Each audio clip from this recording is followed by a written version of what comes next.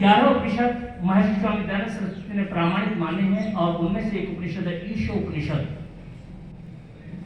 जिसके नाम से ही पता चलता है कि उसके विषय वस्तु क्या हो सकती है। ईशोपनिषद, जिसमें ईश का बहुत सुंदर विवेचन ऋषि ने प्रस्तुत किया है। आर्य ऋषि, हम कल कासगंज क्षेत्र में थे तो कछला घाट पे आना जाना हुआ था। आप लोग भी जाते होंगे तो वहां रास्ते में बहुत सारे बोर्ड लगे हुए हैं और ऋषियों के नाम उन पर लिखे हुए हैं। तो किसी के नाम पर ऋषि, किसी के नाम पर महर्षि, और एक के नाम पर हमने महर्षि शब्द लिखा देखा।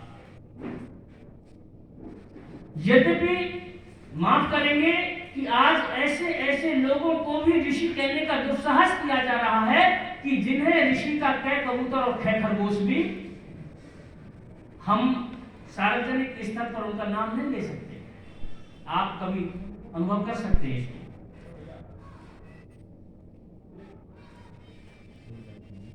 ऋषि ऋषि ही होते हैं, और ऋषि को आप ऐसे मान लीजिए, मैं आधुनिक उदाहरण के रूप में आपको सामने रखने का प्रयास करूं कि जैसे प्रत्येक डिस्ट्रिक्ट का डीएम 24 घंटे योगी जी की हॉटलाइन पर जुड़ा रहता है। 24 घंटे जब भी फोन होगा वो ऋषि भी होगा। ठीक इसी तरह ऋषि वे होते हैं कि जो 24 घंटे परम पिता परमात्मा नामक सत्ता से जुड़े रहते हैं।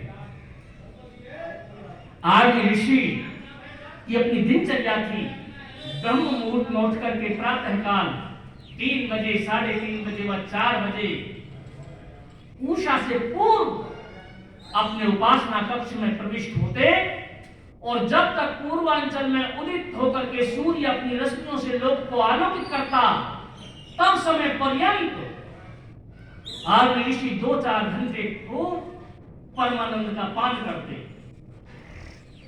सायंकाल सूर्य अस्त होने से पूर्व अपने उपासना कक्ष में प्रविष्ट होते ऋषि आर्य, और जब तक आकाश में तारे अच्छे से झिलमिलाने लगे तब तक पर्याप्त समय तक परमात्मा की आराधना किया करते। ये उनकी दिनचर्या थी, और अपनी दिनचर्या को लेकर के आर्य ऋषि बड़े प्रसन्न रहते थे। किंतु आर्य ऋषि अपनी दिनचर्या पर प्रसन्न रहते थे, किंतु उनका पुत्र श्वेतकेतु अपने पिता की दिनचर्या को लेकर के खिन्न रहा करता था। आज इस पुत्र ने अपना संकल्प दृढ़ किया। उसके मन में विचार उठता था कि पता नहीं क्यों पिताजी 4-4 घंटे इस कमरे में रहकर के अपने समय को व्यतीत करते हैं। निश्चय किया कि आज मैं पिताजी से पूछूंगा कि 4-4 घंटे घुसकर इस कक्ष में क्या करते हो। प्रातः काल ब्रह्म मुहूर्त में आर्य ऋषि उपासना के लिए अपने उपासना कक्ष में प्रविष्ट हुए थे, और अब 8 व 9 बजे अपनी समाधि से विरत होकर के आर्य ऋषि लोक की गतिविधियों को देखने के हेतु से मानो अपने उपासना कक्ष से बाहर निकल रहे थे। प्रतीक्षारत पुत्र श्वेतकेतु ने अपने पिता को प्रणाम करके पूछा कि पिताजी 4-4, 5-5 घंटे आप इस कमरे में घुसे रहते, इस कुटिया में घुसे रहते हैं, क्यों समय की बर्बादी करते हैं। मुस्कुराते हुए ऋषि ने कहा कि वत्स, तू बहुत अच्छा है।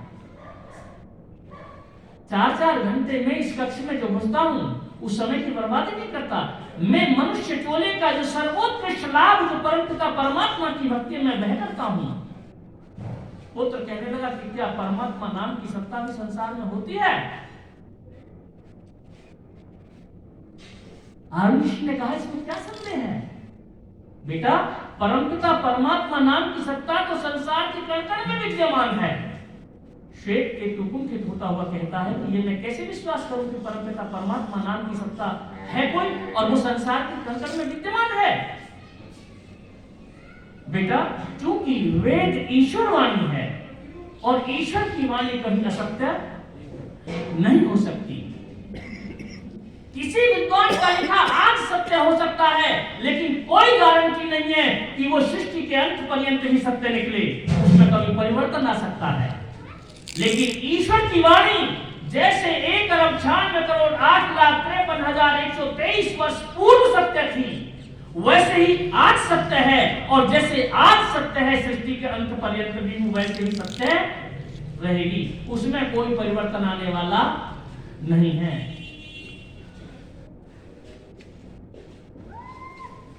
पुत्र कहने लगा, पिता इसका प्रमाण क्या है कि परमात्मा संसार के कण कण में व्यापक है? बेटा, वेदों का प्रमाण है, क्योंकि यजुर्वेद का वो मंत्र जो कि इस विषय का प्रतिपादन करता है, मैं उस मंत्र को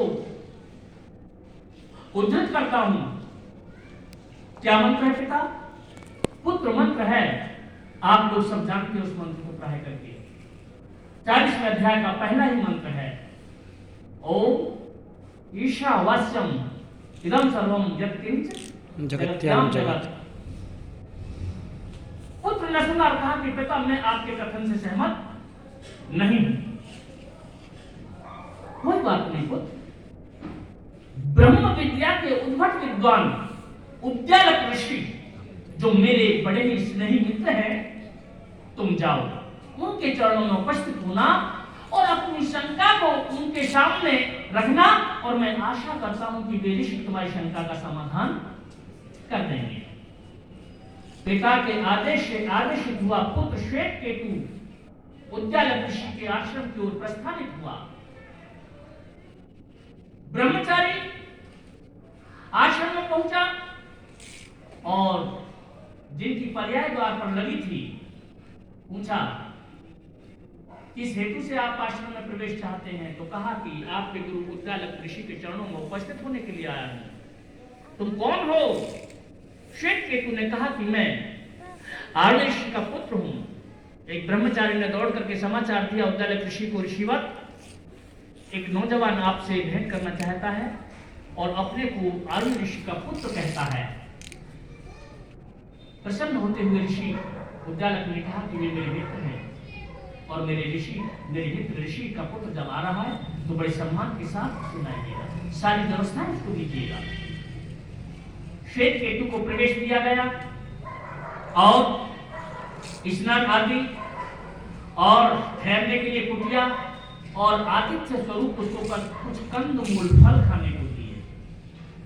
ब्रह्मचारी थका हुआ था, कहा अब तुम विश्राम कर लो और जब तुम्हारी थकान उतर जाएगी तब गुरुदेव से आपका साक्षात्कार करा दिया जाएगा। इन दोनों पैदल के रास्ते हुआ करते थे प्राय करके। ब्रह्मचारी थका हुआ था, बस कंद मूल फल खा करके लेट गया और लेटते इसको निद्रा आ गई। घंटे 2 घंटे सोने के बाद में उसकी निद्रा भंग हुई तो देखा कि अब शरीर स्फूर्तवान था, अब किसी तरह की थकान शरीर में नहीं थी। गुरुकुल के ब्रह्मचारी ने आकर के कहा कि अतिथि महोदय, लगता है आपकी सारी थकान उतर गई है। हाँ, अब मेरे शरीर में थकान नहीं है, मैं स्वस्थ एकदम प्रसन्नचित्त हूं। तो चलिए गुरु जी से साक्षात्कार कराते हैं। पवित्र आत्माओं, श्वेत केतु को उद्यालक ऋषि के चरणों में पहुंचाया गया। कंदमूल फल क्योंकि रिक्त हस्त जाना विद्वानों के पास शास्त्रों की दृष्टि में निंदित माना जाता है, इसलिए हमें समित पाणी होकर के ही जाना चाहिए। जो कंदमूल फल ब्रह्मचारी ने लिए थे वो उद्यालक ऋषि के चरणों में समर्पित कर दिए। अपनी कृपा का, अपने आशीर्वाद का वध हाथ उसके सर आदि स्थानों पर घुमाते हुए उद्यालक ऋषि कहते, वत्स अब तुम प्रसन्न तो हो? हाँ गुरुदेव, मैं प्रसन्न हूँ। तो तुम्हारे पिता कैसे हैं जो मेरे अभिन्न मित्र हैं? कहने लगा, पिताजी ठीक तो हैं। द्व्यर्थक भाषा आप समझते हैं? पिताजी ठीक तो हैं, तो फिर ठीक तो है तो फिर क्या? पता नहीं क्यों 2-2, 4-4 घंटे प्रातःकाल सायंकाल कुटिया में घुस करके व्यतीत करते रहते हैं, पता नहीं। मुस्कुराते हुए ऋषि ने कहा कि बेटा, वो साधारण मनुष्य नहीं है, वे ऋषि हैं, वे परमपिता परमात्मा के अनन्य भक्त हैं। परमपिता परमात्मा के अनन्य भक्त? क्या परमपिता परमात्मा ही संसार में कोई होता है? बेटे, इसमें क्या संदेह है? अरे हमारा वेद तो कहता है ईशावास्यम इदं सर्वं यत्किंच जगत्याम जगत। तो कहने लगा, स्वामी जी, इस तरह मेरे पिता ने भी मुझे समझाने का बहुत प्रयत्न किया था, लेकिन उनके कथन से मैं सहमत नहीं हो सका था। तो कोई बात नहीं बेटे, तो मेरे कथन से तो सहमत हो गए, क्योंकि ये वेद का मंत्र जो कहता है हम इससे इनकार नहीं कर सकते। परमपिता परमात्मा संसार के कण कण में विद्यमान है। संसार में कण मात्र स्थान भी ऐसा नहीं है कि जहां पर परमात्मा की विद्यमानता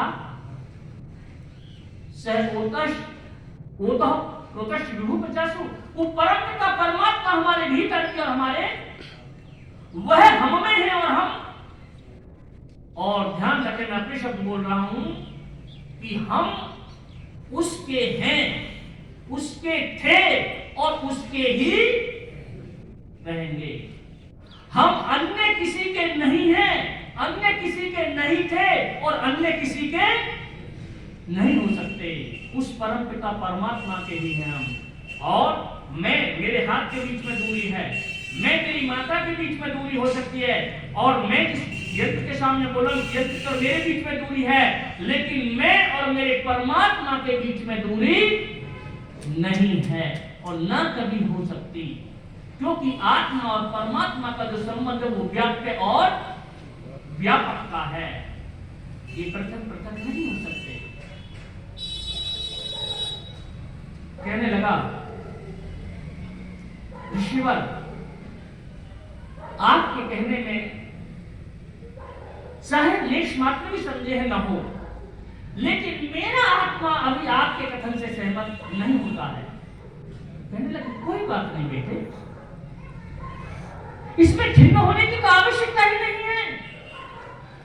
क्यों? क्योंकि मैं अपने शब्द बोल रहा हूं। एक पीसीएस होना आसान हो सकता है, यद्यपि आसान नहीं है।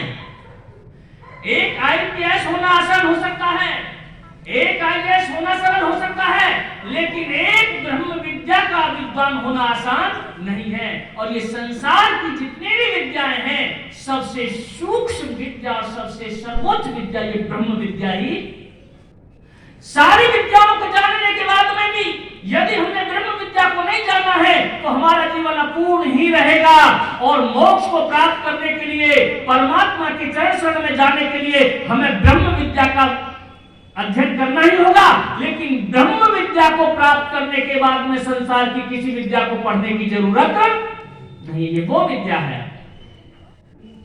श्वेत केतु कहने लगा, तात श्री, इन सब बातों से मैं सहमत नहीं हो पा रहा हूं कि परमपिता परमात्मा संसार के कण कण में विद्यमान है। कोई बात नहीं बेटे, ज्ञान का आदान प्रदान दो प्रकार से होता है, एक अध्ययन से होता है और दूसरा प्रयोग, प्रैक्टिकल, यानी थ्योरी और प्रैक्टिकल।